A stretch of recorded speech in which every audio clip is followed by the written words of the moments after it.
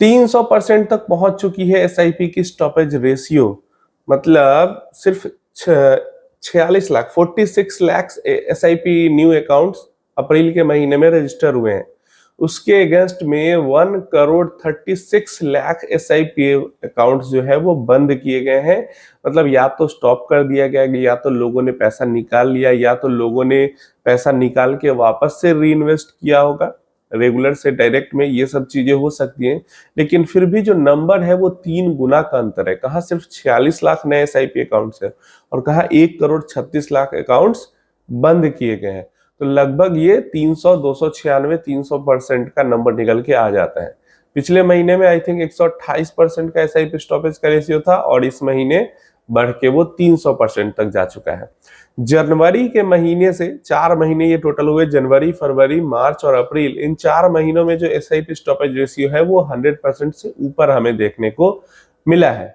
इसी महीने पिछले साल अप्रैल 2024 में जो रेशियो था वो 50-52% के पास सिर्फ था, जो अभी 300% चला गया है। और पिछले पूरे साल में ये रेशियो 50 से 60% तक ही घूम रहा था। तो अभी इतना ज्यादा जंप क्यों देखने को मिल रहा है? पहला तो सीधा सीधा रीजन इसका हमको समझ में आता है। हमने देखा कि जो नेट इनफ्लोज है म्यूचुअल फंड्स के अंदर में, वो भी 1 ईयर लो पे गई है, पिछले 4 महीनों से लगातार घटती जा रही है।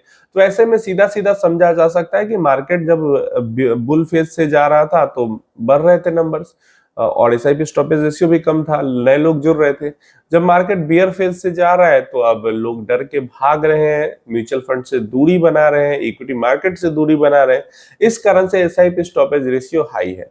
जो इन्वेस्टर है वो मतलब अपनी इन्वेस्टमेंट को बंद जरूर कर रहे हैं, मतलब पैसा निकाल अगर नहीं रहे हैं तो अब जो एसआईपी उनकी चल रही है उसको बंद कर रहे हैं, लमसम इन्वेस्टमेंट नहीं कर रहे हैं।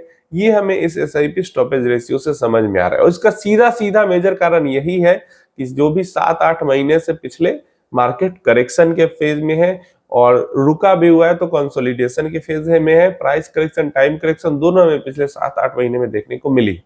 तो पहला रीजन तो मेन यही, मतलब जो रीजन सबको पता है, इसमें कोई दोराही नहीं होनी चाहिए। कुछ भी यहाँ पे एक्सक्यूज देने की जरूरत नहीं है कि ये कारण हुआ, ये कारण हुआ। भाई सीधी सी बात है, मार्केट गिर रहा है और लोग डर के भाग रहे हैं, और ये पहली बार नहीं हुआ है और ना ये आखिरी बार हो रहा है।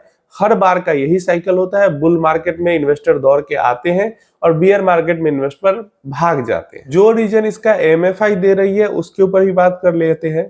तो एमएफआई का कहना है कि रिकॉन्सिलिएशन का जो फेज चल रहा है उसके कारण जो एसआईपी स्टॉपेज रेशियो है वो इतना ज्यादा हाई आया है।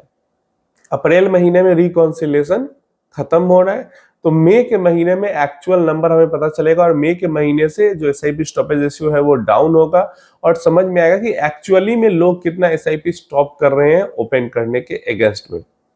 क्योंकि बहुत सारे आरटीएस के पास, एक्सचेंजेस पे बहुत सारी जो म्यूचुअल फंड्स हैं वो डॉर्मेंट हुई पड़ी है, बहुत टाइम से उनके अंदर कोई ट्रांजेक्शन वगैरह नहीं हुआ है।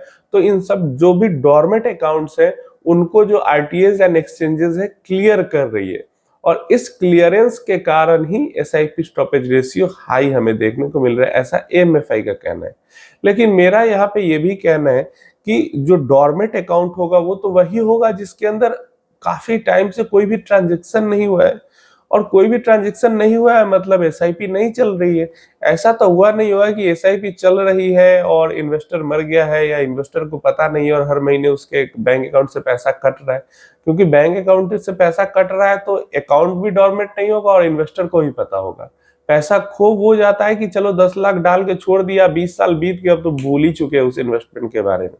उसको डॉर्मेंट मतलब कम से कम म्यूचुअल फंड्स वालों ने ही कहा है कि 10 साल तक अगर कोई ट्रांजेक्शन नहीं होता है किसी पोर्टफोलियो के अंदर में, फोलियो नंबर के अंदर में, तो उसको हम डॉर्मेंट मान लेंगे। तो ऐसा, और यहाँ पे तो एसआईपी 3 महीने नहीं कटती है तो एसआईपी खुद ब खुद बंद हो जाती है। तो रिकॉन्सिलेशन हो भी रहा होगा तो इससे एसआईपी को दिक्कत नहीं। हाँ, नंबर ऑफ फोलियोज जरूर कम होंगे। अगर उन पैसों को हटा के इन्वेस्टर प्रोटेक्शन फंड में डाला जाएगा तो नंबर ऑफ फोलियोज जरूर कम होंगे। एसआईपी के नंबर से क्या ही लेना देना। एसआईपी तो 3 महीने किसी की नहीं जमा होती है तो एसआईपी बंद हो जाती है। 3 महीने एसआईपी बाउंस होगा, एसआईपी बंद हो जाएगा। तो ये चीजें हैं। मुझे लगता है मेजर इफेक्ट यहाँ पे मार्केट क्राइसिस का ही हो रहा है, जिसके कारण जो एसआईपी स्टॉपेज रेशियो है ये इतना ज्यादा हाई जा रहा है। आप इसके बारे में नीचे कमेंट में जरूर बताना कि क्या ये रिकॉन्सिलेशन हो रही है उसके कारण हो रहा है, मतलब डॉर्मेंट अकाउंट्स को हटाया जा रहा है उसके कारण एसआईपी स्टॉपेज रेशियो हाई मार रहा है, या फिर इन्वेस्टर भाग रहे हैं इक्विटी म्यूचुअल फंड से दूर। यहाँ पे हमसे सवाल किया गया है, जो अक्षत श्रीवास्तव एक्सपोज्ड वाला वीडियो है उसके अंदर, कि भाई कौन सा म्यूचुअल फंड 17% का रिटर्न दे रहा है। बेवकूफ मत बनाओ, आप 17% का रिटर्न नहीं मिलता है। पिछले 4 साल का रिटर्न मत बताओ, लंबे समय में कोई म्यूचुअल फंड 17% का रिटर्न नहीं देता है।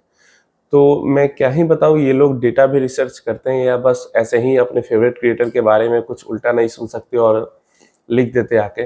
पिछले 4-5 सालों में तो 50%, 40%, 30% का रिटर्न है भाई। 17% का कहाँ रिटर्न है पिछले 4 सालों में? 17% से ऊपर का रिटर्न, 20%, 22% तक का रिटर्न पिछले 25 सालों में मिला है। 4 साल की बात नहीं हो रही है। और मैंने तो कई बार इस पे वीडियो बनाया है, आप खुद भी तो थोड़ा रिसर्च करो। आप जाओ और देखो 2000 से पहले 1994, 95, 96, 97, 98, 1986, 1990 जो भी म्यूचुअल फंड्स, जो भी वहां पे ईएलएसएस फंड या फ्लेक्सी कैप फंड, जो भी large and mid cap funds है या प्रॉपर मिड कैप फंड्स भी है, अब जाके देखो उनका रिटर्न्स कितना है। आज तक का सिंस इंसेप्शन रिटर्न कितना है देख लो। आप देखो जितने भी स्मॉल कैप फंड है, चाहे कोटक है, एसबीआई है, निपॉन है, ये तीनों जो स्मॉल कैप फंड्स है वो 2000 मतलब रेगुलर प्लान इनका 2010 से पहले शुरू हुआ था, और रेगुलर प्लान्स में भी इनका जो रिटर्न्स है वो 17%, 18%, 19% का है। जो कि डायरेक्ट प्लान होता तो सीधा 1-1, 1.5% सब में बढ़ जाता क्या। तो आप चेक करोगे इन सब चीजों को तब आपको समझ में आएगा। पिछले 10 साल की तो मैं बात ही नहीं कर रहा, 10 साल में तो बहुत ही तगड़ा रिटर्न है। या फिर जब से डायरेक्ट प्लान शुरू हुई है, अगर 2013 से आप देखोगे सारे फंड्स के रिटर्न, वहां से तो एक्सेप्शनल रिटर्न है ही, तगड़ा रिटर्न है ही। आप उससे पहले देखो ना, जो 2010 में फंड शुरू हुई है, 2007 में शुरू हुई है, 2006 में शुरू हुई है, या 1990, 92, 95 में शुरू हुई है। आप सिंस इंसेप्शन रिटर्न जाके इन फंड्स के देखो, आपको एचडीएफसी के कई फंड मिल जाएंगे, आपको एसबीआई के कई फंड मिल जाएंगे, आपको सुंदरम के कई फंड मिल जाएंगे। देखो रिटर्न कितना बना है। मुझे तो कुछ कहने की जरूरत ही नहीं है, और कई बारी मैं वीडियो बना चुका हूं। आप लोग थोड़ा सा डेटा एनालिसिस करो जाके, बस दूसरों की बातें सुन के। मैं हर वीडियो में कहता हूं, मेरी भी बात क्यों सुन रहे हो? आप खुद से जाके थोड़ा रिसर्च कर लो ना। खुद से थोड़ा रिसर्च कर लोगे तो आपको ज्यादा भरोसा होगा अपने रिसर्च पे। मेरी बात सुन रहे हैं, किसी और की बात जो जो कह दे रहा है वही बात मान ले रहे हैं, अपनी जिंदगी बर्बाद करने पे तुले हुए हैं। जिंदगी आबाद करो अपनी, बर्बाद नहीं करो। खुद से रिसर्च करो कि सामने वाला इंसान अगर कुछ कह रहा है तो सही कह रहा है या गलत कह रहा है।